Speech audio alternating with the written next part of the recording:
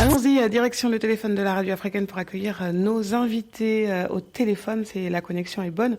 Nous accueillons Vénitia Guinaud, qui est éditrice en chef de Tropic Magazine. Elle est du côté de Jobour, en Afrique du Sud. Vénitia, est-ce que vous nous entendez? Vous êtes connectée? Bonjour. Je vous entends. Bonjour Aïssa. Parfait, merci beaucoup Vénitia. Nous accompagne normalement Regina Oumi Sambou. Elle est du côté du Sénégal à Dakar. Elle est éditrice en chef d'Africulturel Magazine.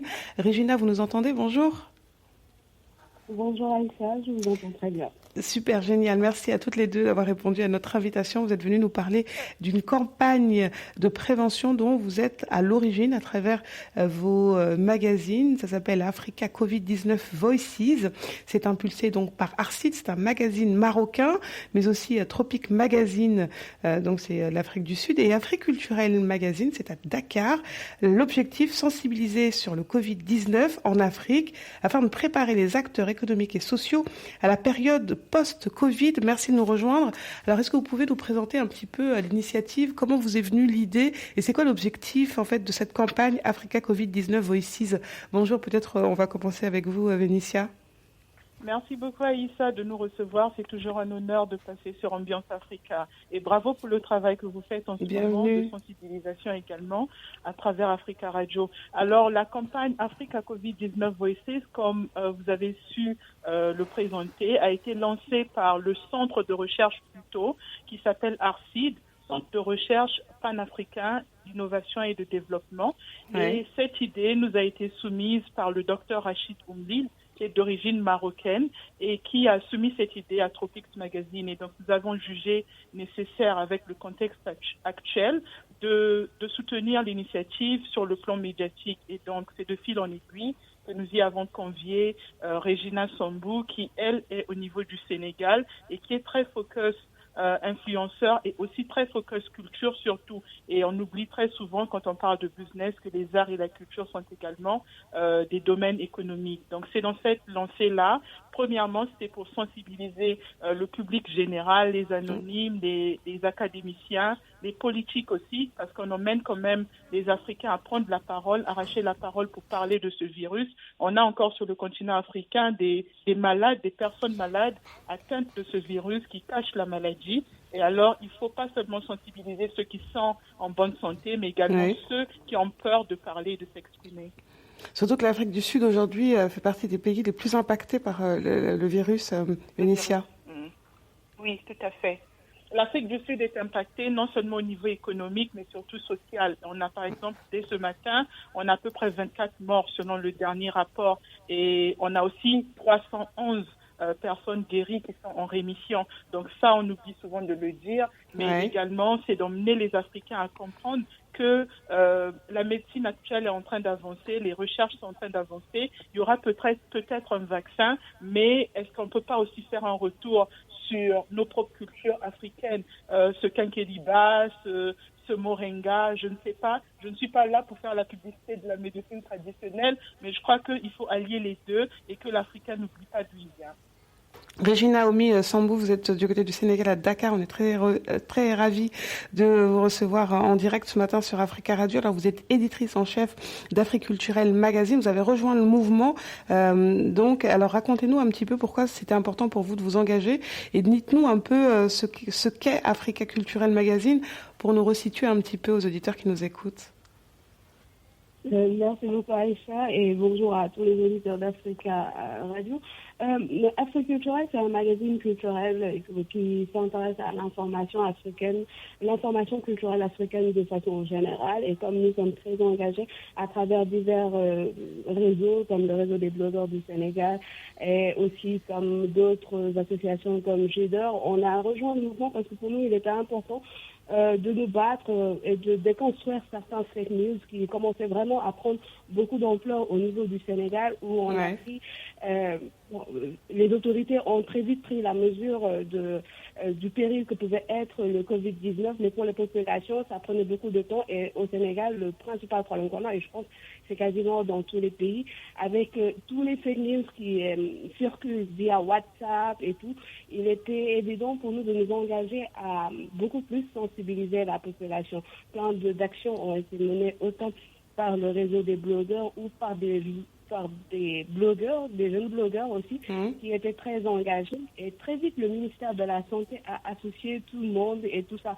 Et quand Vénitia m'a parlé de Africa COVID-19 Voices, je me suis dit c'est l'occasion aussi d'unir nos forces, de faire en sorte que l'Afrique puisse parler d'une même voix, parce que c'est important, je ne sais pas, pour nous tous, comment nous vivons cette situation qui est du reste assez traumatisante, on se dit que l'après Covid-19, les choses doivent vraiment, véritablement changer.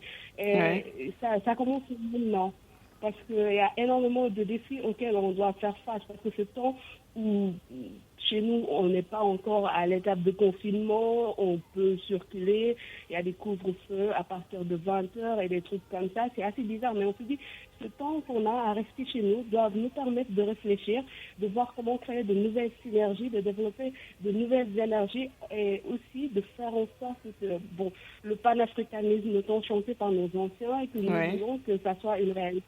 Et ça commence toujours par quelque part, et donc j'ai été très ravie de travailler sur Africa COVID-19 Voices avec Vénitia et aussi avec Rachid, basé au Maroc. Et nous apprenons à nous connaître et nous apprenons aussi à travailler et à bénéficier des atouts que nous offre tout ce qui est lié aux technologies de l'information et de la communication. Parfois, on sait que ça nous permet de créer des liens, ça reste assez superficiel aussi. Donc, comment nous l'utilisons, mais ça aussi, c'est encore un truc de concret, parce que aussi, je fais partie du mouvement des activistes, le réseau des cyberactivistes et tout ça. Et ça aussi, c'est une nouvelle facette à exploiter, et ça donne une autre allure au combat. On est loin des discours catastrophiques sur le Covid va faire beaucoup de dégâts en Afrique et tout. On veut montrer juste que aussi l'Afrique est prête et s'engage à faire face et à relever le défi afin de donner une nouvelle impulsion à notre continent. L'occasion aussi de mettre en place des ponts entre l'Afrique francophone et l'Afrique anglophone. Vous nous en dites un mot, Vénitia Guinaud ? Oui, c'est également l'occasion de relier l'Afrique francophone à l'Afrique anglophone et également lusophone qu'on oublie très souvent, car les pays tels que le Mozambique, le Cap-Vert sont également touchés. Et donc c'est aussi une occasion pour nous non seulement de faire du bruit dans notre langage de jeunes à travers un hashtag Africa COVID-19 Voices, mais c'est également de rassembler les Africains autour d'une cause qui peut aller au-delà de cette crise. Donc il s'agit premièrement aussi parmi les retombées, peut-être, si vous me le permettez, c'est de voir au-delà de cette crise, comment est-ce que les Africains de demain, les Africains d'aujourd'hui pourraient être préparés à gérer les crises. Une crise telle que le Covid-19 qui a touché d'abord l'Asie, les pays développés en premier et ensuite l'Afrique. Et ça nous a vraiment touché au sein de la rédaction Tropics Magazine, c'était de voir comment l'engouement des médias mainstream était sur l'Afrique et on se posait la question constamment de savoir pourquoi est-ce que l'Afrique n'était pas assez touchée. Et ça nous a vraiment marqué. On ne sait pas pourquoi. Bon, on sait pourquoi, mais on ne sait pas pourquoi cet engouement toujours sur le plan négatif. Alors, on aimerait emmener les entrepreneurs à prendre la parole, arracher la parole. Et je pense que ça, c'est une initiative qui ira sur la durée, pas seulement pendant le Covid-19, mais c'est également pour nous l'occasion de travailler avec le Centre de recherche, d'innovation et de développement au niveau du Maroc, afin qu'il y ait des retombées après ces tweets, après ces interviews, après ces interventions, afin d'emmener les Africains à créer un nouveau modèle de développement. Donc voilà un peu ce que nous attendons au sortir de cette campagne. Alors justement, cette campagne à travers laquelle vous avez fait appel à des leaders d'opinion, des entrepreneurs, des innovateurs et des anonymes par le biais d'interviews, de vidéos. Alors dites-nous un petit peu, mesdames, comment est axée la campagne, comment vous l'avez construite, cette campagne de sensibilisation ?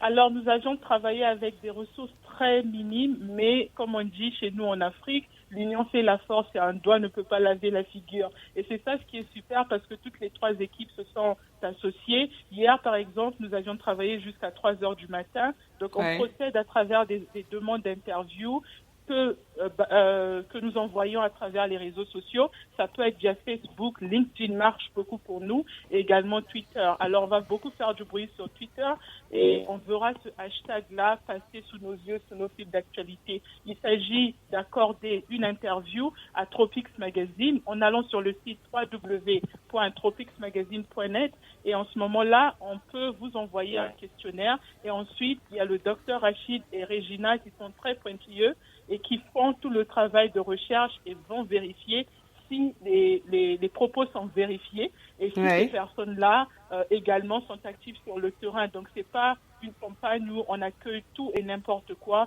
Il y a du vrai travail qui est fait derrière et on aimerait emmener l'Africain à devenir accountable, comme on dit en Afrique, et emmener aussi les gouvernants à penser l'Afrique de demain ensemble avec les entrepreneurs, car on les a toujours mis de côté.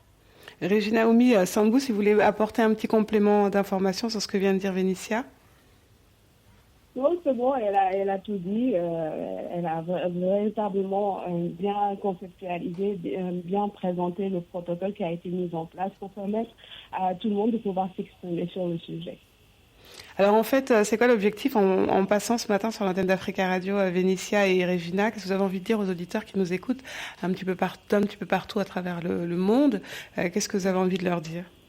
Déjà, je vais dire Mbote parce que je suis d'origine congolaise de Brazzaville et je dis Mbote Nangadef à toutes ces communautés du centre de Bas-Congo à Dakar et en passant par Johannesburg, c'est de leur dire, sans oublier Agadir au Maroc, bien sûr, le docteur Rachid risquerait de me tuer, mais aujourd'hui, c'est de dire à tous les Africains d'apprendre de cette pandémie. Je crois qu'on est arrivé à une période où l'Africain aussi est resté trop passif et il s'est dit au départ que cette maladie ne toucherait pas le continent. Donc on apprenne aujourd'hui aussi des pandémies qui se développent ailleurs. Nous en avons les nôtres aussi. En même temps, on parle du Covid. Il y a le choléra, il y a la tuberculose qui continue de sévir dans des pays tels que la RDC. Donc c'est aussi, et aussi l'Ebola qui fait sa ressurgence, je ne sais pas si c'est ce qu'on dit en français. Mais en tout cas, c'est emmener les Africains à s'informer, à rester éveillés et non seulement à attendre l'alerte des gouvernants, mais que nous soyons aujourd'hui des activistes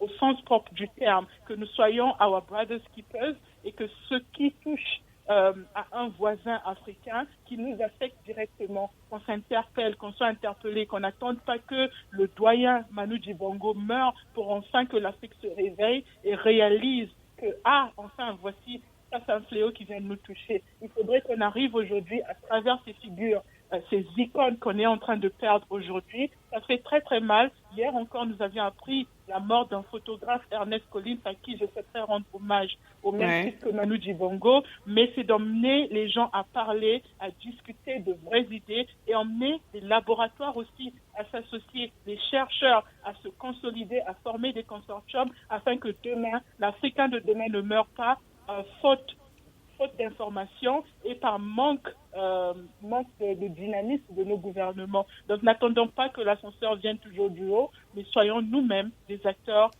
à notre niveau. Regina Oumi Sambou, je vais vous laisser dire un dernier mot également pour conclure.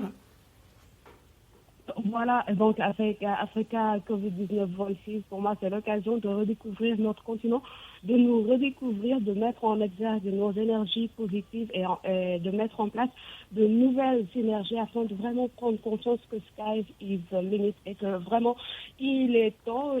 Aujourd'hui, c'est vrai, depuis le début du XXIe siècle, on le répète que c'est le temps du continent, c'est le temps du continent. Là, avec ce Covid-19, c'est un gros déclic, c'est une grosse plaque et il faut qu'on fasse bouger les choses, qu'on montre autre chose, une autre image de l'Afrique et c'est l'occasion qui est donnée avec ce Africa COVID-19 Voices, avec Archid, avec Vénitia et ça me montre qu'au-delà de nos langues, au-delà de nos différentes cultures, rien n'empêche qu'on puisse collaborer, qu'on puisse s'unir et faire de bonnes et belles choses et vraiment merci à vous Aïssa.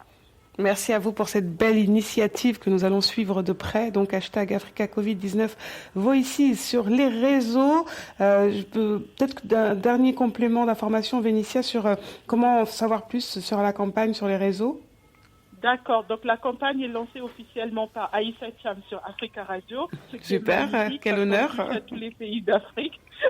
Et alors, les auditeurs pourront aller sur le site www.tropicsmagazine.net. Alors, Tropics s'écrit avec un C, TROPICS magazine, tout en un mot, .net. Et ils pourront voir l'ensemble des interviews ou nous laisser un message tout simplement en cliquant sur contact ou en nous envoyant